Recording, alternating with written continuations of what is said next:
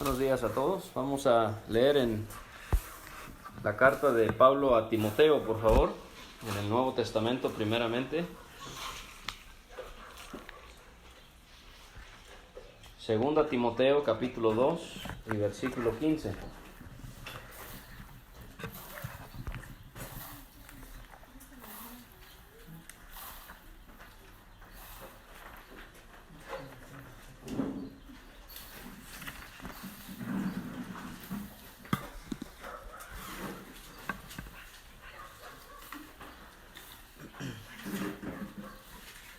Segunda carta de Pablo a Timoteo, capítulo 2 y versículo 15. Dice la Escritura: procura con diligencia presentarte a Dios aprobado, como obrero que no tiene de qué avergonzarse, que usa bien la palabra de verdad. Lo que quisiera considerar en esta mañana, hermanos, es el tema del diezmo y de las ofrendas. El diezmo y las ofrendas. Y lo que quiero considerar de este versículo en 2 de Timoteo 2:15 es la necesidad de tomar el consejo de Pablo de usar bien la palabra de verdad. La palabra de verdad obviamente son las Escrituras. Y esa palabra usar o usa bien, si la buscamos en el idioma en el que fue escrito la Biblia, nos daríamos cuenta que es la idea de dividir, de separar o de trazar. Y entonces, en otras palabras, este versículo pudiera decir: traza bien la palabra de verdad. Y es importante esto al leer y al estudiar la Biblia, el hecho de trazar bien las Escrituras, porque si no, lo que vamos a terminar haciendo es mezclar todo y querer practicar todo lo que la Biblia nos dice hoy en estos tiempos. Y la Biblia no se maneja de esa manera. ¿No ve? Principalmente de Génesis a Malaquías, esos 39 libros del Antiguo Testamento, Dios estaba hablando a su pueblo Israel. Y de Mateo a Apocalipsis, generalmente hablando, Dios está hablando a la iglesia que se forma después de la venida del Señor Jesucristo. Y entonces nosotros no podemos tomar lo del Antiguo Testamento y ponerlo en práctica en el Nuevo Testamento, porque Dios, ese pacto ya quedó abolido con la venida del Señor Jesucristo. Y por eso es que Pablo le dice a Timoteo: usa bien, traza bien la palabra de verdad. Y entonces, si no tenemos esto en mente, vamos a querer hoy en día guardar el día sábado. Si no trazamos bien la palabra, entonces usted y yo ayer no debimos haber trabajado, no debimos haber salido a comprar, no debimos haber hecho nada. Si no trazamos bien la Biblia, vamos a pensar que hoy en día no podemos comer carne de cerdo, porque en Levítico capítulo 11 habían animales limpios y animales inmundos. No pudiéramos comer camarón, no pudiéramos comer otro tipo de animales que para el pueblo de Israel eran inmundos, ¿sí? Ahora, por eso es la importancia de trazar bien la Escritura, la palabra de verdad. Toda la Biblia nos es útil, no hay ninguna duda de eso. Pablo mismo se lo dice a Timoteo en 1 de Timoteo capítulo 3. Le dice a él que toda la Escritura es inspirada por Dios y útil. O sea que toda la palabra de Dios es útil para nosotros hoy en día, pero lo que tenemos que considerar es que no todo aplica para nosotros hoy en día. ¿Okay? Fíjese también Romanos capítulo 6. Romanos 6 nos va también a aclarar eso.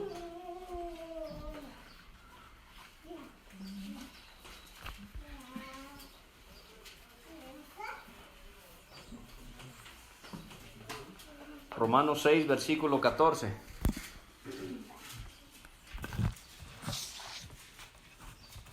Dice: porque el pecado no se enseñoreará de vosotros, pues no estáis bajo la ley, sino bajo la gracia.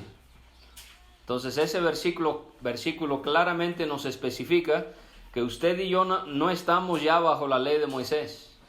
Nosotros estamos bajo la gracia que trajo el Señor Jesucristo. ¿Eso quiere decir que usted y yo vamos a leer Génesis a Malaquías? Claro que sí. Deberíamos de leer el Antiguo Testamento. Y deberíamos de poder sacarle el más provecho posible. Pero teniendo en cuenta que no todo lo que nos dice lo vamos a poner en práctica hoy en día. Por ejemplo, el hecho de que el pueblo de Israel no podía comer ciertos animales. Levítico 11, perdón. Usted va a leer ese capítulo y no va a decir, pues entonces no puedo comer ciertos animales porque el animal tenía que rumiar y tenía que tener la pezuña hendida. Por eso es que el cerdo era inmundo, porque tenía la pezuña hendida pero no rumiaba.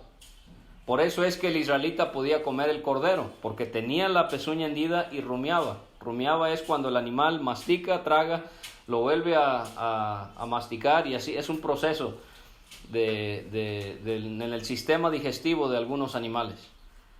Entonces usted y yo vamos a leer Levítico 11 y no vamos a decir, pues no puedo comer esos animales, pero sí podemos decir, pues así como Dios quería que Israel fuese santo, fuese diferente a las demás naciones a su alrededor, que sí que comían todos esos animales, eso me enseña que nosotros debemos de ser santos el día de hoy, que nosotros tenemos que apartarnos del pecado del mundo, de la carne, etcétera, etcétera. Entonces ahí hay un ejemplo muy sencillo de cómo el Antiguo Testamento lo leemos y tratamos de sacarle el más provecho posible, pero no lo vamos a poner en práctica, porque ya no estamos bajo la ley, estamos bajo la gracia.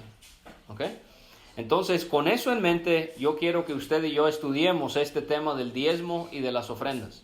Y vamos a ir a Levítico capítulo 27, para que aprendamos primeramente cómo es que se manejaban los diezmos bajo la ley de Moisés. Levítico 27,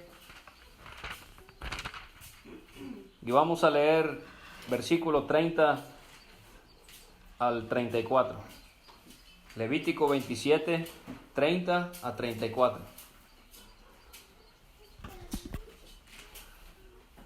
Y el diezmo de la tierra, así de la simiente de la tierra como del fruto de los árboles, de Jehová es cosa dedicada a Jehová. Y si alguno quisiere rescatar algo del diezmo, añadirá la quinta parte de su precio por ello. Y todo diezmo de vacas o de ovejas, de todo lo que pasa bajo la vara, el diezmo será consagrado a Jehová. No mirará si es bueno o malo, ni lo cambiará, y si lo cambiare, tanto él como el que se dio en cambio serán cosas sagradas. No podrán ser rescatados. Estos son los mandamientos que ordenó Jehová a Moisés para los hijos de Israel en el monte de Sinaí. Entonces ahí tenemos las primeras instrucciones que Dios le va a dar a Israel acerca del diezmo. ¿Qué significa la palabra diezmo? La palabra diezmo significa la décima parte, o quizás nosotros en la clase de matemáticas aprendimos en la escuela porcentaje, sería el 10%. ¿Ok? Ahora, quiero que note que el diezmo aquí en Levítico 27 era de la tierra, no era dinero, era de la tierra. Dice Moisés en la ley, iba a ser de la simiente de la tierra. ¿Qué es simiente? Es la semilla de la tierra. Uno sembraba trigo, la décima parte de la semilla, de la simiente del trigo, iba a ser para Dios. ¿Sí? Así también como el fruto de los árboles. Alguien decía, yo no voy a sembrar trigo, yo voy a sembrar árboles de algún tipo. Bueno, Dios dice, van a tener que dar el diezmo, la décima parte de el fruto de los árboles. Ahora, en el versículo 31 leemos algo interesante que muchos no toman en cuenta hoy en día, que uno no estaba obligado a dar el diezmo. ¿Sí ve lo que dice el versículo 31? Si alguno quisiere rescatar algo del diezmo, añadirá la quinta parte de su precio por ella. ¿Sí? Entonces, no era obligatorio dar el diezmo de la tierra. Si un israelita quería quedarse con eso, él lo podía hacer, pero tenía que pagar un precio. Y el dinero era para Dios, para el sacerdocio. Y lo que tenía que hacer era tener que dar la quinta parte de lo que había cosechado, el dinero, no la cosecha. Tenía que pagar el precio de la quinta parte de lo que él había cosechado en el año. Y la quinta parte sería el 20%. ¿Sí?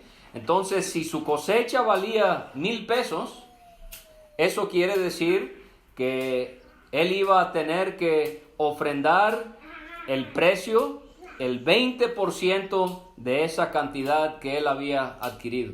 Entonces no estaba obligado a diezmarlo. Él podía rescatarlo si él pagaba la quinta parte del precio por ello. Ahora hay otro tipo de diezmo que iba a dar el pueblo israelita. Versículo 32. El diezmo de vacas o de ovejas, de todo lo que pasa bajo la vara, o sea, ponían la vara y los animales que iban pasando, esos eran los que iban a diezmar. El diezmo será consagrado a Jehová. Y entonces ahí habla de cómo no te vas a fijar si es bueno o malo, no lo vas a cambiar. Y si lo cambias, tanto él como el que se dio en cambio serán cosas sagradas, no podrán ser rescatados. Entonces ahí es donde hay mucha confusión hoy en día. Sí ve que el diezmo en el pueblo de Israel no era dinero, era del fruto de la tierra o era de los animales, de su trabajo. Alguien decía, yo quiero ser ganadero. Bueno, Dios dice, tú puedes ser ganadero, pero tú vas a tener que ofrendar el 10% de tus animales. Alguien decía, no, yo quiero ser agricultor. Bueno, Dios dice, tú puedes ser agricultor, pero el diezmo, la 10ª parte, el 10% del fruto de los árboles, de la semilla de la tierra, tú la vas a tener que ofrendármela a mí. Ahora es a Jehová. ¿Sí? Sí se fijó cómo enfatiza aquí estos versículos. Versículo 30 al final. Es cosa dedicada a Jehová. Versículo 32 al final. Será consagrado a Jehová. ¿Sí? O sea que no era el enfoque. Vamos a ver que el diezmo, el pueblo de Israel lo daba a Dios y Dios se lo daba a los levitas, a los sacerdotes. Pero hoy en día, líderes religiosos hacen pensar a uno que el diezmo es para ellos. Y no es así en las Escrituras. El diezmo era dedicado a Dios y Dios se lo daba a los levitas porque vamos a ver que ellos no trabajaban. Ellos tenían la responsabilidad de ser sacerdotes en el tabernáculo y en el templo.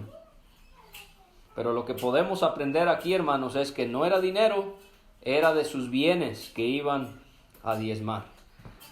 Vamos a Números capítulo 18. Este es un segundo pasaje que nos habla claramente de cómo Dios quería que se manejaran los diezmos. Números 18.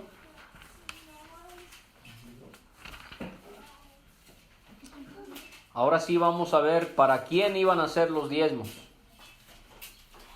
Ahora, algo que voy a mencionar antes de seguir, antes de que se me olvide.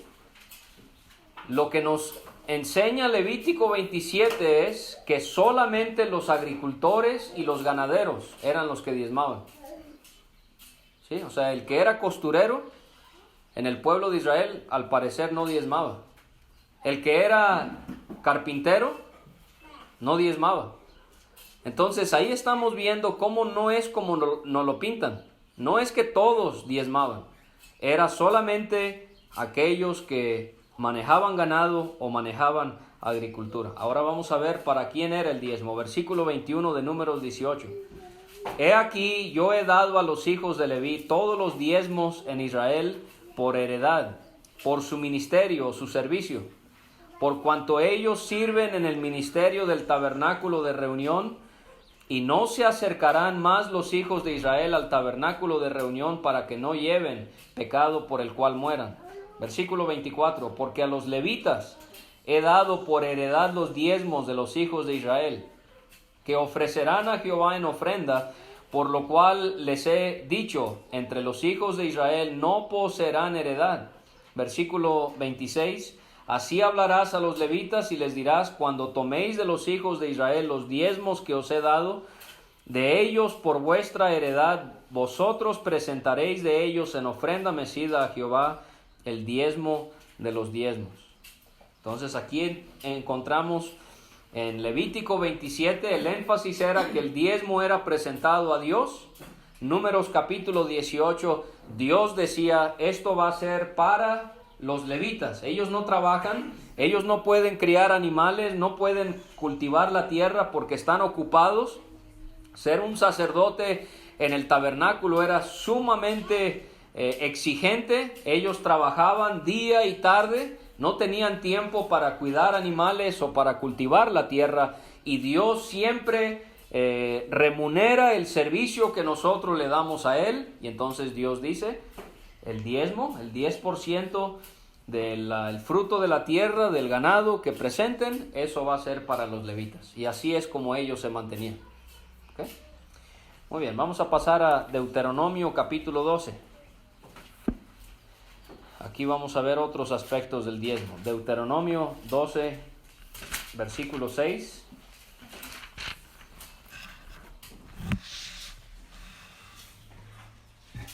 Ahora, aquí en Deuteronomio 12 vamos a ver dónde se iban a presentar los diezmos. Y allí llevaréis vuestros holocaustos, vuestros sacrificios, vuestros diezmos, y la ofrenda elevada de vuestras manos, vuestros votos, vuestras ofrendas voluntarias y las primicias de vuestras vacas y de vuestras ovejas. Ahora, cuando dice en el versículo 1, allí llevaréis, se está refiriendo al tabernáculo, a la casa de Dios, a la morada de Dios, donde el pueblo de Israel acampaba alrededor de esta tienda, y ahí era donde estaba Dios, y ahí era donde los israelitas le presentaban sacrificios a Él. Fíjese el versículo 11, y al lugar que Jehová vuestro Dios escogiere para poner en él su nombre, allí llevaréis todas las cosas que yo os mando, vuestros holocaustos, vuestros sacrificios, vuestros diezmos, las ofrendas elevadas de vuestras manos, y todo lo escogido de los votos que hubieres prometido a Jehová. Entonces vamos a repasar. En Levítico 27 el diezmo era del ganado o del fruto de la tierra. En Números capítulo 18 Dios dice, el diezmo es para mí, pero yo se lo voy a dar a los levitas porque ellos están ocupados en el tabernáculo. Deuteronomio 12 nos hace ver que el diezmo era presentado al tabernáculo o al templo, dependiendo en cuál tiempo vivieron los israelitas, porque primero fue el tabernáculo y después se edificó el templo de Salomón. Capítulo 14 aquí de Deuteronomio, versículo 22. Ahora aquí hay un versículo que nos hace también aclarar algo muy interesante acerca del diezmo. Deuteronomio 14, 22. Indefectiblemente, o sea, sin falta, diezmarás todo el producto del grano que rindiere tu campo cada año. ¿Cada domingo? No, cada año. Y comerás delante de Jehová tu Dios en el lugar que Él escogiere para poner allí su nombre, el diezmo de tu grano, de tu vino y de tu aceite. Otra vez, no era diezmo de dinero, era diezmo de tu grano, de tu vino y de tu aceite. Y las primicias de tus manadas y de tus ganados. Eso concuerda con lo que vimos en Levítico 27, del fruto de la tierra y del ganado, ya sea ganado vacuno u ovejuno, para que aprendas a temer a Jehová tu Dios todos los días. Y si el camino fuere tan largo que no puedes llevarlo, por estar lejos de ti el lugar que Jehová tu Dios hubiere escogido para poner en él su nombre, cuando Jehová tu Dios te bendijere, entonces lo venderás y guardarás el dinero en tu mano y vendrás al lugar que Jehová tu Dios escogiere. Y darás el dinero por todo lo que deseas, por vacas, por ovejas, por vino, por sidra o por cualquier cosa que tú deseares. Y comerás allí delante de Jehová tu Dios y te alegrarás tú y tu familia. Y no desampararás al levita que habitare en tus poblaciones, porque no tiene parte ni heredad contigo. Al fin de cada 3 años sacarás todo el diezmo de tus productos de aquel año y lo guardarás en tus ciudades. Y vendrá el levita que no tiene parte ni heredad contigo, y el extranjero, el huérfano y la viuda que hubiere en tus poblaciones comerán y serán saciados, para que Jehová tu Dios te bendiga en toda obra que tus manos hicieren. Ahora, ahí hay mucho que podemos ver acerca del diezmo. En primera, leímos ahí, era cada año. Ni modo que un agricultor pudiera cosechar cada semana, o aún más, como algunos exigen hoy en día, 3, 4, 5 veces a la semana. Imposible. La tierra tiene su temporada, los animales tienen su tiempo para crecer. Dios dice es cada año. Ahora, aquí en Deuteronomio capítulo 14, el tema del diezmo cambia un poco, porque dice Dios, en las fiestas, Israel celebraba 7 fiestas al año. Eso lo puede usted leer en Levítico 23, comenzando con la Pascua, panes sin levadura, Pentecostés, tabernáculos, etcétera, etcétera. ¿Ok? Ahora, en estas fiestas, uno tenía que viajar de donde vivía en toda la tierra de Israel, tenía que viajar a Jerusalén, donde estaba el templo de Dios. Y Dios les da la oportunidad que ellos tomen el diezmo de sus animales, el diezmo de su cosecha, y como tienen que viajar, se va a complicar llevar lo de uno mismo. Entonces Dios les da la oportunidad, véndanlo, consigan dinero, viajen a Jerusalén, compren lo que ustedes anhelen poder ofrecerle a Dios en el diezmo. Y también vimos aquí que el diezmo era para poder ayudar al huérfano, a la viuda que hubiere en tus poblaciones, para que comieran mientras todos estaban reunidos en estas fiestas anuales en Jerusalén. Entonces el diezmo no era para un solo hombre. El diezmo era para los levitas. El diezmo era para ellos mismos, para que tuvieran que comer cuando estaban en estas fiestas en Jerusalén. Y el diezmo también era para los necesitados, para los pobres. ¿Eso lo ve usted en práctica hoy en día? No. El diezmo es solamente para beneficiar a una sola persona. Y eso nunca lo contempló Dios en su palabra. Vamos a ver un pasaje más, capítulo 26, aquí de Deuteronomio. Deuteronomio 26 y versículo 12. La otra cosa que se me olvidó mencionar, que leímos ahí en el capítulo 14, lo vamos a ver otra vez aquí. Entonces lo podemos mencionar. No solamente era una vez al año, sino era hasta cada tercer año. Cuando acabes de diezmar, Deuteronomio 26, 12, cuando acabes de diezmar todo el diezmo de tus frutos en el año tercero, el año del diezmo, darás también al levita, al extranjero, al huérfano y a la viuda, y comerán en tus aldeas y se saciarán. Entonces, hermanos, 3 razones por las que el pueblo de Israel diezmaba. Número 1, diezmaban ofreciéndoselo a Dios, y Dios así cuidaba a los sacerdotes levitas que servían en el templo. Número 2, diezmaban para poder participar en las fiestas anuales en Jerusalén. Número 3, diezmaban para poder ayudar a los pobres y a los necesitados.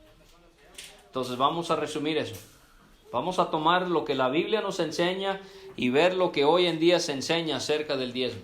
Número 1, no era dinero, era de los bienes de las personas. Número 2, se lo podían quedar, no estaban obligados a diezmar si no querían. Si ellos querían rescatar su cosecha, ellos podían pagar el dinero del 20% de lo que habían cosechado.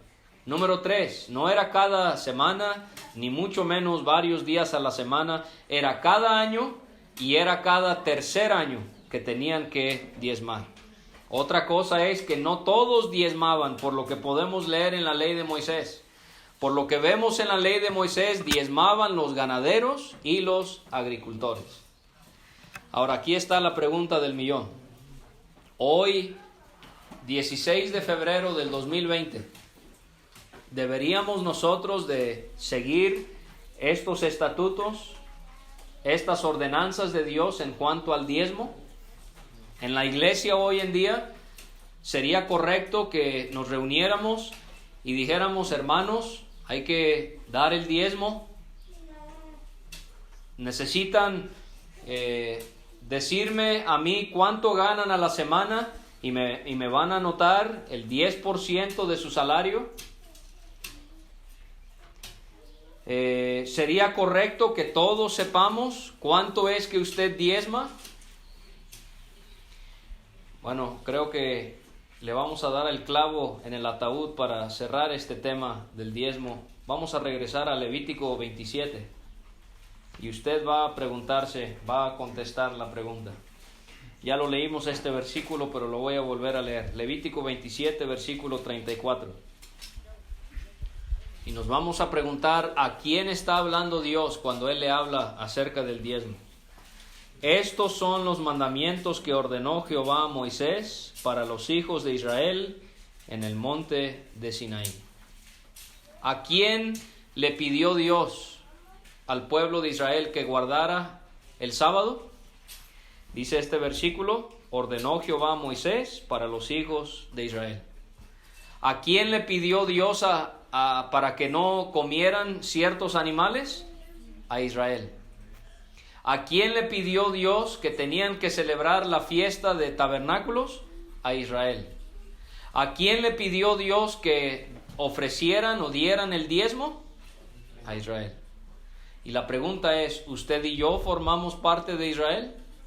No. Nosotros no formamos parte de Israel. Nosotros leímos en Romanos 6, ya no estamos bajo la ley. Estamos bajo la gracia. Nosotros no nos regimos por el Antiguo Testamento, nos regimos por el Nuevo Testamento. Y por lo tanto, ¿deberíamos de pedir el diezmo hoy? La respuesta es no. Y vamos a ver, hermanos, que en el Nuevo Testamento ya no es el diezmo, sino es la ofrenda. ¿Ok? Ahora, fíjese o piense por un momento en cómo trabajó el Señor Jesucristo y sus apóstoles. ¿Podemos encontrar algún versículo en los evangelios donde nos diga que Jesucristo pedía el diezmo para sostenerse Él y sus apóstoles? No. Tenían una bolsa de dinero. De hecho, la Biblia nos dice que Judas era el que estaba a cargo de esa bolsa de dinero y él robaba dinero de esa bolsa. Entonces, el Señor y sus apóstoles tenían una bolsa con dinero para solventar sus gastos. Pero nunca encuentro al Señor pidiendo el diezmo a la gente. Tenemos muchas predicaciones de Cristo registradas y nunca pide el diezmo. Es más, nunca ni pidió dinero. Los apóstoles, ellos siguieron con esa costumbre. Búsqueme a mí un versículo en Hechos, en Romanos, en Corintios, en las cartas escritas por los apóstoles donde ellos pidieron diezmo. No lo va a encontrar. Ni siquiera pidieron dinero. Ni siquiera pidieron que la gente, que el pueblo de Dios les ofrendara dinero. Y sabe, eso me enseña que el verdadero evangelista, el verdadero maestro de la palabra, que teme a Dios y que sigue las Escrituras, vive por fe. Nosotros tenemos, pues van a ser 12 años que estamos predicando el Evangelio en el sureste de México, en Campeche, en Tabasco, en Quintana Roo, en Chiapas principalmente, y también en otras partes de México, pero principalmente en el sur. Y yo le puedo decir con buena conciencia delante de Dios que nunca le he pedido un peso a nadie. ¿Eso significa que no tenemos necesidades? Claro que sí. Pero la palabra de Dios enseña que el hombre, el varón, el hermano que sale a predicar el Evangelio debe de confiar en Dios y que Dios provea sus necesidades. Yo no sé si usted ha oído acerca de un misionero allá en Inglaterra. Si usted no lo ha leído, busque libros de él en una librería cristiana. Se llama George Mueller, o en español Jorge Mueller. Él tenía el deseo de poder, habían muchísimos niños huérfanos en Inglaterra, y él tuvo el deseo de hacer un orfanatorio para poder cuidar a esos niños y para que ellos, sobre todas las cosas, aprendieran de las cosas de Dios. No tenían padres, las enfermedades, las crisis habían acabado con las familias y habían miles de niños en las calles de Inglaterra que eran huérfanos. Y entonces el hermano Jorge Müller, él decidió comenzar a construir y a formar un orfanatorio. Y hubieron muchos momentos cuando él y su orfanatorio pasaron por necesidad. Una mañana no tenían nada de comida para darle a los niños desayuno. Los niños estaban desesperados. Y el hermano Jorge, en vez de desesperarse, en vez de ir a hablar con los hermanos y pedirles o exigirles que le dieran ofrenda, él lo que hizo fue orar. Y entonces él esa mañana le pidió a Dios: Dios, danos el pan hoy nuestro de cada día. Y justo cuando él terminó su oración, alguien tocó a la puerta. Hermano Jorge, anoche yo no podía dormir. Él era panadero. Yo no pude dormir anoche pensando que quizás sus niños en el orfanatorio, eran cientos de niños, quizás no tenían nada que comer esta mañana. Aquí está una bandeja de pan. Y Dios proveyó esa necesidad. Sin que Jorge Müller pidiera, sin que Jorge Müller exigiera, Dios proveyó esa necesidad. Otra mañana no tenían leche para darle a los niños. Y no estamos hablando de 15 niños, estamos hablando de cientos de niños que tenían. Y no había leche para darles en la mañana. Y otra vez, el hermano Jorge oró al Señor para que Dios proveyera. Y en eso tocan a la puerta otra vez y se había descompuesto la carreta del vendedor de leche. Y le dijo al hermano Jorge: hermano, para que yo pueda arreglar mi llanta, yo voy a tener que bajar toda esta leche por el peso. Y si no es consumida ahorita mismo se va a echar a perder, así que aquí está la leche, denle a los niños. Y ahí otra vez Dios proveyó para todos ellos. Entonces, cuando vemos al Señor, cuando vemos a sus apóstoles, siempre vemos que ellos salieron a predicar sin pedir dinero, mucho menos sin pedir diezmo, porque eso es del Antiguo Testamento. Ellos confiaron que Dios iba a poner en el corazón de hermanos el poder ayudarles para que ellos pudieran predicar el Evangelio. Entonces, en cuanto al diezmo, solamente para terminar, muchas veces es utilizado, y lo vamos a leer para que usted lo vea. Vamos a Malaquías, el último libro del Antiguo Testamento. Malaquías, capítulo 3 y versículo 8. Este es un versículo comúnmente utilizado para presionar a hermanos hoy en día a que deben de dar el diezmo. Malaquías 3, versículo 8.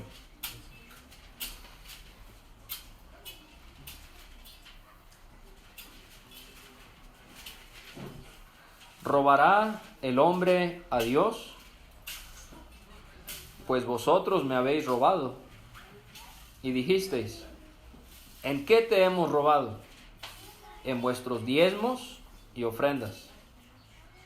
Malditos sois con maldición, porque vosotros, la nación toda, me habéis robado. Traed todos los diezmos al alfolí, y haya alimento en mi casa, y probadme ahora en esto. Dice Jehová de los ejércitos: si no os abriré las ventanas de los cielos, y derramaré sobre vosotros bendición hasta que sobreabunde. Ahora, este es un pasaje clásico que es utilizado hoy en día para torcer como si fuera el brazo de la gente, que tienen que dar el diezmo porque si no le están robando a Dios. Y tienen que traer el diezmo al alfolí, porque si no, y si lo dan, yo voy a abrir las ventanas de los cielos y derramaré sobre vosotros. Y hermanos, ustedes no tienen un vehículo porque no diezman. Y hermanos, si ustedes quieren tener una casa de 7 pisos, Tienen que diezmar. Y hermanos, si ustedes quieren tener salud, están enfermos porque no diezman. Ahí está. ¿Para quién fue escrito Malaquías 3? Fíjese, Malaquías 1, versículo 1.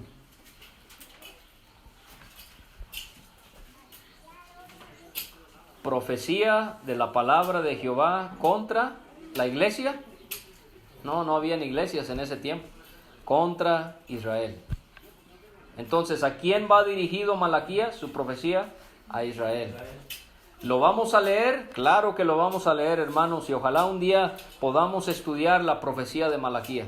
Pero siempre tomar en cuenta, cuando leo los libros del Antiguo Testamento, sacarles provecho, pero no ponerlos en práctica en estas cuestiones que tienen que ver con la ley de Moisés. Porque otra vez estamos tratando de trazar bien la palabra de verdad, segunda de Timoteo 2:15 y Romanos 6:14, ¿se acuerda lo que leímos? Ya no estáis bajo la ley, sino bajo la gracia. Muy bien, entonces, para resumir todo eso, el diezmo ya no es para hoy en día. Para nuestros tiempos es la ofrenda. Ahora vamos a ver distintas maneras o ejemplos en los que se ofrendaba.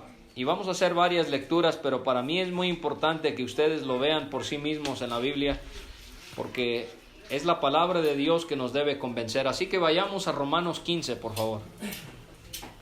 Antes de Romanos, vamos a leernos en orden. Hechos capítulo 2. Hechos capítulo 2.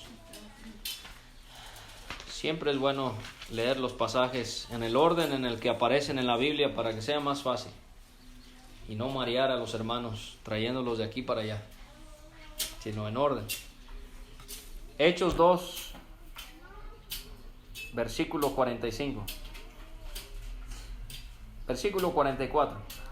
2:44. Todos los que habían creído estaban juntos y tenían en común todas las cosas, y vendían sus propiedades y sus bienes y los repartían a todos según la necesidad de cada uno, y perseverando unánimes cada día en el templo, porque en el templo era donde se reunían en ocasiones, y partiendo el pan en las casas, comían juntos con alegría y sencillez de corazón, alabando a Dios y teniendo favor con todo el pueblo, y el Señor añadía cada día a la iglesia los que habían de ser salvos. Entonces, fíjese, esta iglesia que se había recientemente formado en Jerusalén, había una comunión tan íntima que los hermanos vendían sus terrenos y la ganancia de esa venta de los terrenos se lo repartían a los hermanos que estaban necesitados. Pero aquí está la clave. Nunca leemos aquí en Hechos 2 que Pedro decía, tú vas a vender tu terreno. Tú, hermana, tú vas a vender tu terreno. Tú, y señalar o exigir o chantajear, ¿no? Esto nacía del corazón. Ellos veían y hablaban con su esposa, oye, ¿sí viste a esa familia que está llegando a las reuniones? Los expulsaron de su casa por ser cristianos, no tienen dónde dormir, están durmiendo en la calle. Al Señor lo corrieron de su trabajo porque se convirtió a Cristo. No tienen dinero, no tienen qué comer. ¿Por qué no oramos tú y yo para que Dios nos guíe para saber cómo ayudarles? Y de ellos, del esposo y de la esposa, nacía en su corazón el poder vender una propiedad para poder ayudar que estaban necesitados. Pero el dinero no iba a los apóstoles. Los apóstoles lo recibían, pero ellos lo administraban. ¿Pero para quién iba esa ofrenda? Para los hermanos necesitados. Romanos, ahora sí, capítulo 15. Romanos 15.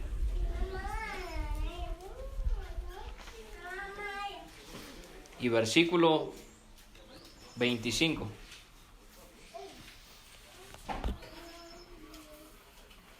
Romanos 15, 25. Mas ahora voy a Jerusalén para ministrar a los santos, porque Macedonia y Acaya tuvieron a bien hacer una ofrenda para los pobres que hay entre los santos que están en Jerusalén. ¿Se acuerda que veíamos en estas noches que hubo una gran hambre en Jerusalén? Hubo una escasez. Quizás no estaba lloviendo como nos está pasando hoy en día, y no hubo buena cosecha. Hubo una crisis y hay una gran hambre, una crisis económica. Y Pablo dice a los romanos que los de Macedonia y los de Acaya tuvieron a bien, no les obligué, dice Pablo, no se los exigí, ellos tuvieron a bien hacer una ofrenda para los pobres. No era para los apóstoles solamente, era para los pobres que hay entre los santos que están en Jerusalén. Vamos a 1 Corintios, ahí después de Romanos, 1 Corintios capítulo 9.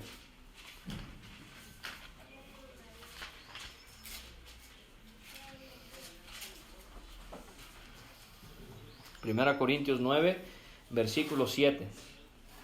¿Quién fue jamás soldado a sus propias expensas? ¿Quién planta viña y no come de su fruto? ¿O quién apacienta el rebaño y no toma de la leche del rebaño? ¿Digo esto solo como hombre? ¿No dice esto también la ley?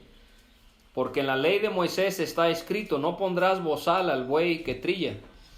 O sea, al buey que le trabaja a uno le da uno de comer, no le pone bozal para que no coma. ¿Tiene Dios cuidado de los bueyes? ¿O lo dice enteramente por nosotros? Pues por nosotros se escribió, porque con esperanza debe arar el que ara y el que trilla con esperanza de recibir del fruto. Si nosotros sembramos entre vosotros lo espiritual, ¿es gran cosa si segáremos de vosotros lo material? Si otros participan de este derecho sobre vosotros, ¿cuánto más nosotros? Pero no hemos usado de este derecho, sino que lo soportamos todo, por no poner ningún obstáculo al Evangelio de Cristo. ¿No sabéis que los que trabajan en las cosas sagradas comen del templo, y que los que sirven del altar participan? Así también ordenó el Señor a los que anuncian el Evangelio que vivan del Evangelio. Entonces aquí Pablo nos está haciendo ver que la ofrenda también puede ser para hermanos que se dedican a la obra del Evangelio. Pero hay que tener cuidado, otra vez, el evangelista nunca exige dinero, Pablo nunca lo hizo. Es más, Pablo hacía tiendas, él a veces trabajaba para no ser una carga a los hermanos. Pero sí hay esta idea de la que nos enseña Pablo aquí en 1 Corintios 9, que si hay hermanos que quieren apoyar a alguien que está predicando el Evangelio, ellos lo pueden hacer. Pablo en Filipenses capítulo 4, Pablo le da las gracias a la iglesia en Filipos, porque la iglesia en Filipos le mandaba a Pablo donativos para que él se apoyara. Él tenía que viajar al predicar, él tenía que comer a predicar, él quizás tenía que rentar una casa para predicar, pero eso era algo que nacía en los hermanos y que tenían el deseo de poder ayudar a personas que salían a predicar la palabra del Señor. Muy bien, vamos a ir al capítulo 16 aquí de 1 Corintios. 1 Corintios 16 y versículo 1. En cuanto a la ofrenda para los santos, haced vosotros también de la manera que ordené en las iglesias de Galacia. Cada primer día de la semana, cada uno de vosotros ponga aparte algo, según haya prosperado, guardándolo, para que cuando yo llegue no se recogen entonces ofrendas. Muy bien, aquí hay varias cosas que podemos notar. La primera es ofrenda. ¿Cuál es la diferencia entre el diezmo y la ofrenda? En el diezmo no podían ni dar ni el 9%, ni el 20%, o 30%, o 50%.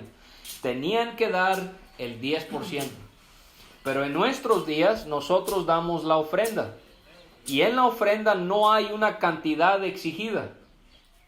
¿Sí? Pablo dice, es la ofrenda, número 2, para los santos. El hecho de que hayan congregaciones hoy en día que reciban ofrendas de cualquier persona que llega a la reunión es contrario a lo que la Biblia enseña. La Biblia enseña que el ofrendar es solamente para los salvos, para los bautizados y para los que han sido añadidos a la iglesia, a la comunión.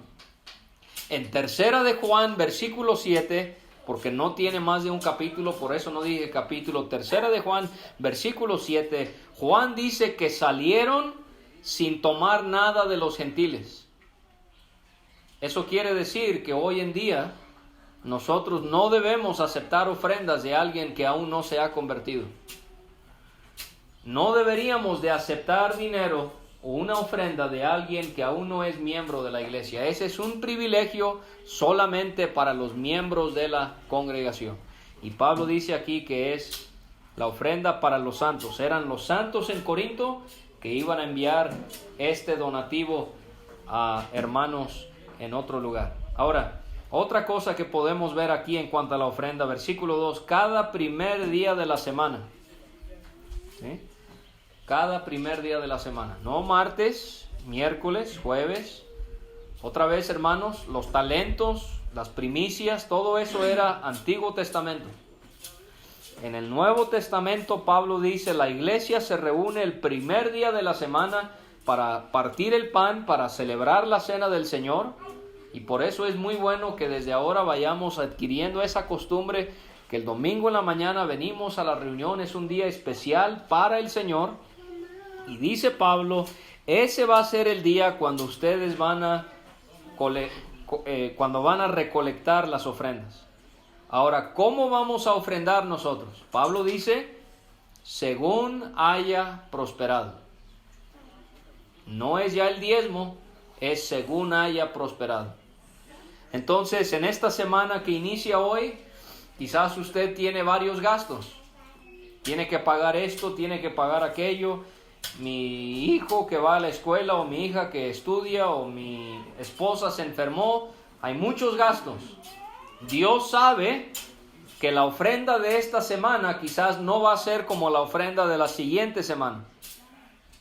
Según haya prosperado, es proporcional.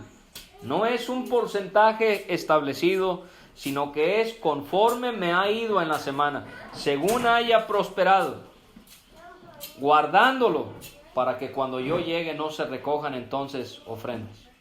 La hermana preguntaba ¿por qué? Dice Pablo que lo recojan antes de que él llegue, para que cuando él llegue no se recogen entonces ofrendas. Bueno, puede ser porque Pablo tenía prisa, él quería pasar a Corinto, recoger la ofrenda y seguir viajando y llevarse la ofrenda donde iba. O la otra era, él era Pablo. Y quizás si Pablo hablaba con los hermanos y les decía, fíjense que en tal lugar hay una necesidad, quizás los hermanos iban a dar, pero como a la fuerza. Es que Pablo nos dijo, y nunca debe de ser así, siempre debe de nacer en el corazón. Vamos a 2 Corintios capítulo 8. 2 Corintios capítulo 8.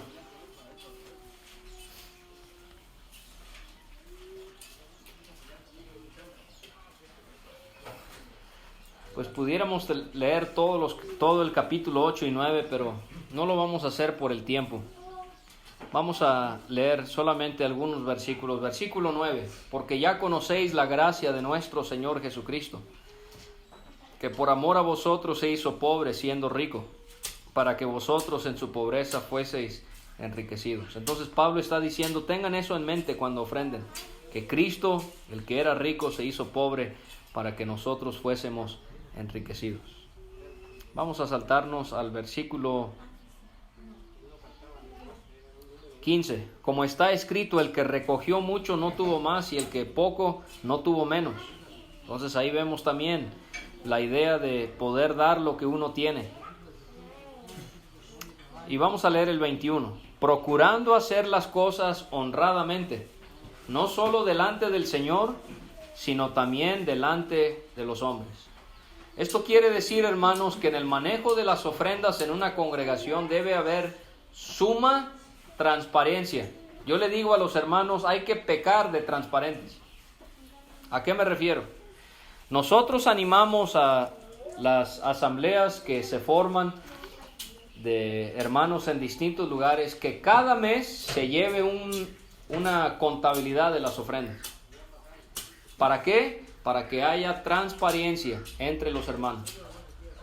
¿Sí? Ese dinero no va a ser para una persona. Esas ofrendas se guardan. Se tiene que pagar esto. Se quiere ayudar a este hermano necesitado. Llega alguien a ayudarnos en la obra del Evangelio. Se le puede dar una ofrenda, qué sé yo. Hay muchas razones por las que se puede ofrendar. Pero aquí Pablo enseña que debe de ser con suma transparencia. Poder dar las entradas, cuánto entró cada domingo, y poder justificar cómo se gastó ese dinero. A mí me decía un hermano hace algunos años allá en Cancún. Él estaba en una congregación y llegaban las ofrendas. Él era el hermano que estaba a cargo de cuidar el dinero. Y él decía cómo el pastor llegaba: dame 200 pesos, dame esto y dame aquello. Y nunca había un control. Nadie sabía cómo se estaban manejando las ofrendas. Eso nunca debe de ser. Siempre, dice Pablo, debe haber esta transparencia. Poder hacer las cosas honradamente, no solo delante del Señor, sino también delante de los hombres. Entonces, si en el trabajo el patrón nos pide, si estamos encargados de las cuentas, que todo salga en orden y que se pueda justificar lo que entra y lo que se gasta, cuánto más en las cosas del Señor, poder manejar honradamente las ofrendas del Señor. Vamos a pasar al capítulo 9. Fíjese el versículo 6. Pero esto digo: el que siembra escasamente también segará escasamente, y el que siembra generosamente, generosamente también segará. Otra vez él va a decir: cada uno dé como propuso en su corazón, no con tristeza ni por necesidad, porque Dios ama al dador alegre. ¿Qué quiere decir eso? Eso quiere decir, el Señor, Él va a proveer. Si usted le ofrenda a Él, el Señor le va a proveer. Pero Dios no es una maquinita de dinero. O sea, no ofrendamos para que Dios nos enriquezca. ¿Sí? Ese es el evangelio de la prosperidad que hay allá afuera. De que si uno le da a Dios, a fuerzas Dios le va a regresar riqueza. Eso no siempre va a ser así.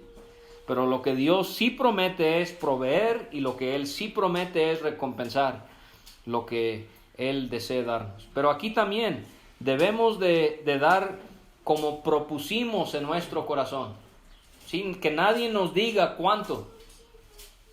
Que nadie nos diga cuánto vamos a dar. Dice Pablo: no con tristeza ni por necesidad, porque Dios ama al dador alegre. Y si un hermano dice: hermanos, tenemos que cooperarnos todos de a 50 pesos, porque tenemos que cubrir este gasto. Pues ya me señalaron frente a todos. Ya me dijeron cuánto tengo que dar. Pues ahí va. No, Dios no quiere eso. Dios quiere que yo dé con alegría. Que yo dé porque realmente yo propuse en mi corazón, sin que nadie me dijera: yo quiero ofrendar tal cantidad. Y hermanos, no tenemos que manejar ese tipo de trucos y de chantajes de obligar a la gente a dar una cierta cantidad. Dios conoce nuestras necesidades. Y si nosotros somos un pueblo en oración y estamos en contacto con Dios, Dios nos va a guiar. Y Él nos va a dar la sabiduría para poder ofrendar de acuerdo a la necesidad que hay. El tiempo ya no lo permite, pero usted lo puede leer después. Primera de Timoteo 5 enseña que se puede ofrendar a las viudas en la iglesia. Se puede también ayudar a los ancianos. O sea, quizás los pastores de una asamblea van a viajar a algún lugar a visitar a un hermano, y si ellos no tienen los fondos y necesitan para el transporte, la asamblea les puede ayudar. Ese es solamente un ejemplo. Pero aquí le va, para resumir, ¿cómo debemos ofrendar nosotros? Número 1, ofrendamos en secreto. Cristo enseñó en Mateo 6 que tu mano derecha no sepa lo que hace tu izquierda. Entonces la idea de dar un sobre y David Alves, y esto es lo que gana y esto es lo que di, eso es completamente ajeno a lo que maneja la Biblia. Tiene que ser secreto. Y entonces en las asambleas donde nos reunimos, en serio, no estoy exagerando, como decía el hermano, es un bolso que no se vea adentro, y los hermanos con mucha discreción, cuando pasa la copa, pasa el pan, pasa el bolso para las ofrendas, y el que quiere y el que puede a escondidas. O sea, esto es escondidas. Mete su mano y pone su ofrenda en el bolso y nadie supo quién dio, nadie supo cuánto dio fulano. Todo es en secreto. ¿Por qué? Porque si no lo hacemos en secreto podemos caer en la hipocresía. Yo di 500 pesos. Yo quiero que todos ustedes se fijen que yo di 500 pesos. Lo mismo Cristo dice para la oración. Tiene que ser en secreto. Lo mismo es el ayuno. Cristo enseña en secreto. Entonces, ofrendamos en secreto. Otra cosa que nos enseña Cristo. Ofrendamos, no es tanto la cantidad que ofrendamos, sino es la calidad de lo que ofrendamos. ¿A qué me refiero? Cristo contó en Marcos 12 de una mujer viuda que fue al templo y dio solamente 2 blancas. Era la moneda más pequeña. Es como la moneda ya no hay monedas de 10 centavos, creo, ¿verdad? Ya tengo mucho que no las veo. Ni de 20. Entonces nuestra moneda más pequeña sería la de 50. Es como si ella hubiera dado 2 monedas de 50 centavos. Y los fariseos estaban ahí viendo y se burlaban de ella. ¿Cómo le va a dar ella 2 blancas a Dios? Cristo enseñó, para Dios es más agradable lo que hizo ella, porque ella dio todo lo que tenía. Ustedes dan lo que sobra. Lo que traigan en el bolsillo. Pues aquí resulta que traigo un poco de dinero, ahí lo voy a echar. No, Dios no quiere que demos así. Dios no está interesado tanto en la cantidad. Dios está interesado en la calidad de mi ofrenda, que yo propuse en mi corazón, que Dios sabe que yo estoy dando y me está costando a mí, es un sacrificio, pero Dios eso es lo que valora. Debemos de ofrendar semanalmente, 1 Corintios 16:2. Ofrendamos con propósito, es algo que tenemos en cuenta. Ofrendamos proporcionalmente, o sea, conforme a lo que cómo nos haya ido en la semana. Ofrendamos generosamente, ofrendamos con transparencia, o manejamos las ofrendas en la iglesia con transparencia. Y lo que ya mencionamos, ofrendamos los creyentes. Entonces ahí hay algo que ojalá nos pueda ayudar en cuanto al diezmo. Ya no aplica para hoy en día, hoy es la ofrenda. La ofrenda se colecta los domingos por la mañana después de la cena del Señor, y esa ofrenda la maneja la iglesia para los gastos de la iglesia, no para un individuo, sino para los gastos de la iglesia, y así es como el Señor nos enseña en su palabra. Vamos a esperar que Dios bendiga su palabra.